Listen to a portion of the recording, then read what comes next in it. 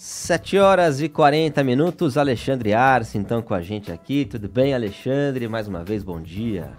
Olá, Tebas, sempre um prazer estar aqui trazendo um pouco de reflexão, algumas vezes com muito humor, muita diversão e muito prazer, algumas vezes não tanto como a pauta de hoje, mas super importante essa reflexão também. É verdade, uma pauta importantíssima, como você citou, também delicada, claro, que são as estratégias para prevenir conflitos familiares relacionados à herança.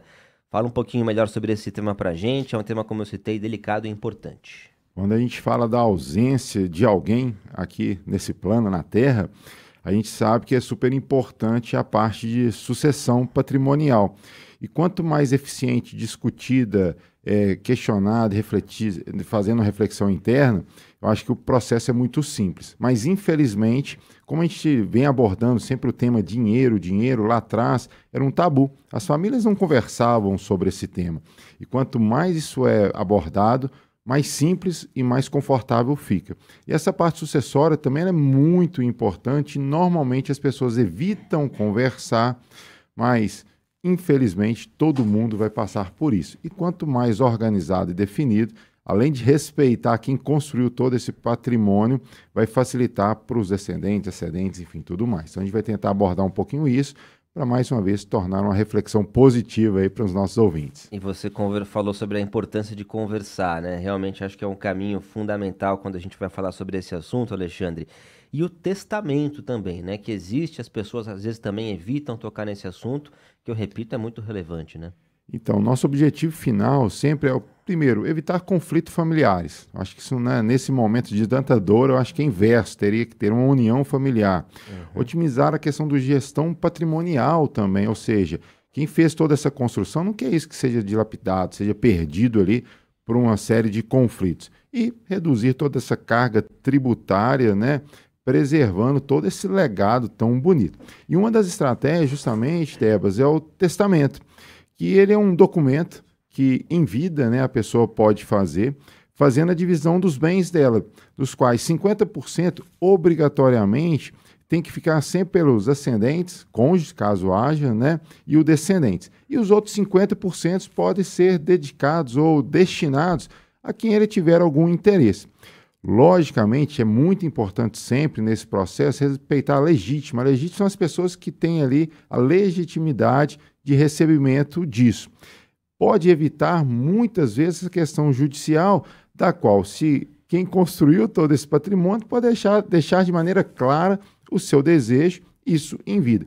Além de ser um instrumento muito barato nesse processo sucessório e muitas vezes muito eficaz. É eficaz de fato. Sabe que eu estou fazendo curso de direito também, né? Estou estudando. E eu sei que a formalização da união estável é realmente um ponto fundamental, né? Quando esse tipo de coisa acontece, a morte, infelizmente. Hoje em dia acontece muito mais recorrentemente do que lá atrás. As pessoas, né, terem relacionamentos muitas vezes não formalizados da forma que a gente entendia, né, do casamento em foco, mas as pessoas vivem mais de 30, 40 anos juntos, então, ou seja, tem todos os direitos. Então, quanto mais formalização existir, menos espaço, no seu caso, está ali estudando essa parte, né, do direito, do qual conflitos que muitas vezes demoram tanto. A gente tem alguns ícones aqui em Brasília, né? A gente tem um hotel parado aqui na região mais nobre de Brasília, que até então está nesse processo jurídico, por toda uma questão de herança, sucessão, enfim, acaba todo mundo perdendo, inclusive a sociedade, né? Então, essa questão da formalização da união estável, ela é importante para que nessa ausência o companheiro tenha um pouco mais de segurança. Ele funciona muito bem e é importante. Mas se não aconteceu, juridicamente é possível recorrer a isso? Sim, mas mais uma vez, sempre que entra para o âmbito jurídico, vai ficar mais caro, mais demorado e mais dolorido. E Alexandre, acho que briga nesse momento entre familiares é a pior coisa que pode acontecer, né? A pior coisa sem dúvida nenhuma. Então, o que é o holding familiar? Ele ajuda a evitar atritos nesse momento? Ontem eu estava conversando com a super especialista, Carol Couto, e a gente discutindo muito sobre isso, né? Referente a uma questão pontual. E a holding familiar, ela funciona muito bem, principalmente para quem tem uma acumulação ali de imóveis, a questão empresarial, ter empresa, é um processo relativamente muito simples, do qual se constrói uma empresa que irá administrar tudo isso.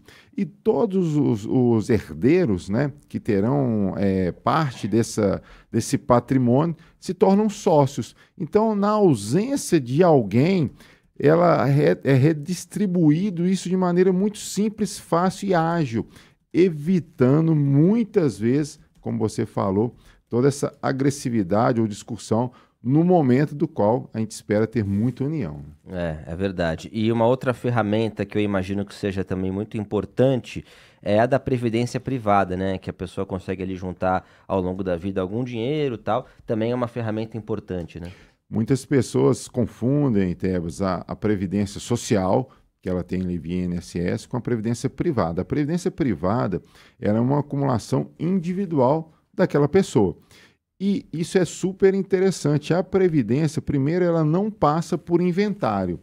Ela, na construção dessa previdência, a pessoa que vai fazer tudo isso, ela pode deixar isso para os seus sucessos, para a legítima, né, que a gente fala que as pessoas que têm direito real disso, mas ela pode também fazer uma previdência privada para qualquer pessoa, para beneficiários divergentes diferentes, que não tem ali algum laço familiar, pode deixar para qualquer pessoa.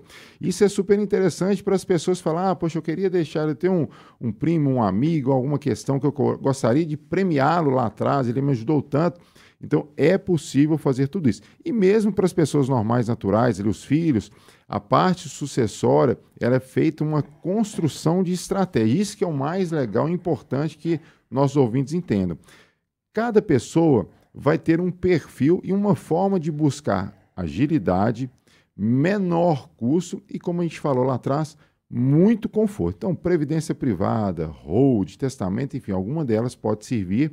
E eu acho que o mais importante é que haja essa discussão, essa reflexão com todos, porque, infelizmente, a data de vencimento a gente nunca vai saber. Né? Então, quanto mais preparado a gente estiver com isso, mais protegido terá ali o dinheiro, né, dessa família. E você citou as estratégias, né? Acho que não é tão simples assim, né, as pessoas adequarem, assim, qual que é a melhor forma de fazer um planejamento sucessório.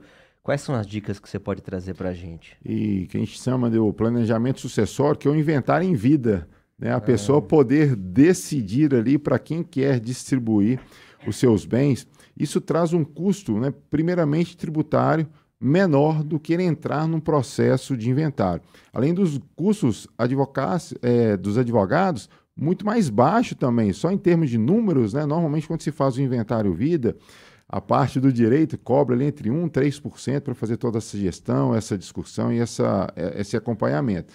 No processo de inventário, pode chegar a 5% a 10% do patrimônio. Então, ou seja, é muito, muito dinheiro quando a gente fala de patrimônio. Então, esse inventário vida é nada mais do que a pessoa definir, fazer toda a distribuição em vida, pagar todos os tributos necessários normais. Existem ali ferramentas de você poder parcelar tudo isso, diferente do inventário, que você tem que pagar de uma vez só. Quantas vezes a gente vê que as pessoas perdem dinheiro porque tem que vender o imóvel rapidamente através do cunho jurídico, pagando qualquer valor ali para gerar novos recursos. Então, toda estratégia que seja não inventário e vida, também é uma forma muito eficaz e mais barata, tem que ser refletida, ver o que a pessoa que construiu todo o patrimônio, que é dono de tudo isso, quais seriam os desejos dela. Porque eu acho que quem fica, né, nessa corresponsabilidade de continuação, eu acho que quanto mais existe esse respeito, essa lembrança, boa saudade, vai fazer com que seja preservado e seja aumentado. Eu acho que seria ali um pensamento super favorável de quem fez a construção inicial. E Alexandre, você comentou então sobre o inventário em vida e o seguro de vida. Legal, né? As pessoas confundiram sempre muito essa questão do seguro de vida, sendo um plus no modelo bancário. Toda vez que você fez um financiamento, toda vez que você recebeu uma ligação de de uma modelagem bancária, o cara queria te vender um seguro. Mas acabou trazendo uma rejeição para muita gente que falou, poxa, isso não serviu, porque meu pai pagou durante muitos anos, o fim de vida ele parou de pagar, não teve acesso. Existe N modalidades de seguros de vida, dentre os quais existe o modelo que ele é sucessório, do qual você constrói uma proteção pensando nos seus dependentes. Então, existem sim estratégias que são muito mais eficazes e baratas, por isso a gente trouxe alguma delas aqui, da qual vai fazer com que o patrimônio da sua família seja preservado. Mais uma vez, a pessoa que deixa algum bem, eu tenho certeza que todos os dias, todos nós acordamos cedo, trabalhamos, buscamos ali um pouco mais de conforto para os nossos filhos, esposo, marido, enfim, para qualquer um. E eu acho que o respeito de continuar cuidando bem desse dinheiro tem que ser conversado o tempo inteiro. Então, quando a gente fala, mais uma vez, de um tema tão assim ruim, né? Falar sobre morte, falar sobre ausência, mas é pensar na parte positiva. Quando isso vier a acontecer, eu acho que vai trazer uma tranquilidade e, mais uma vez, uma proteção do dinheiro. Tá certo, a gente conversou com Alexandre Arce, como toda semana aqui na Nova Brasil. Obrigado, Alexandre. Até a próxima semana. Eu que agradeço, Debas, e falar sempre de dinheiro, independente do momento, é importante para trazer muita cor para o seu dinheiro.